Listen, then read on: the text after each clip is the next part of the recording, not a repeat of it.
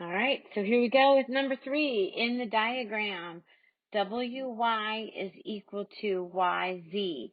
So the distance from W to Y is going to be equal to the distance from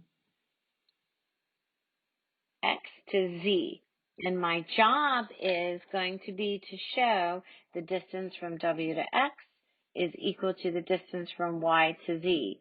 So this is what I'm curious about. And it's nice. I don't have to deal with any congruence things here. I have all values, so this is going to be pretty straightforward.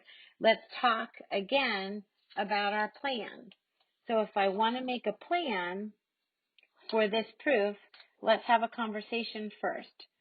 So if I know that this is equal to that, and I know that this is equal to itself, can I subtract that from each of those statements and then say that they're going to be congruent?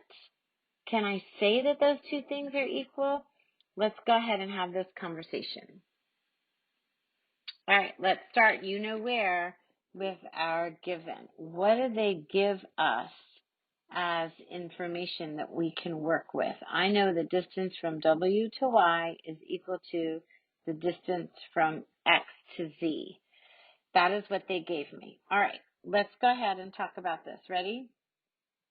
I know that segment WY is equal to WX plus XY.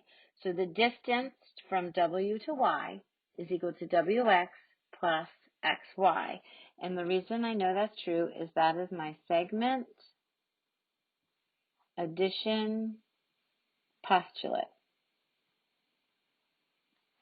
And while I'm doing that side, why don't I talk about this side too?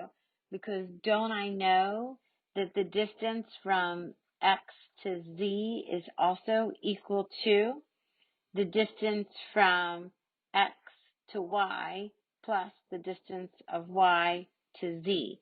So we can group them together and say they're both part of my segment addition postulate. Well, here's what's interesting, and I want you to think about this. See how WY is equal to? So because I already know that these are equal, so must these be.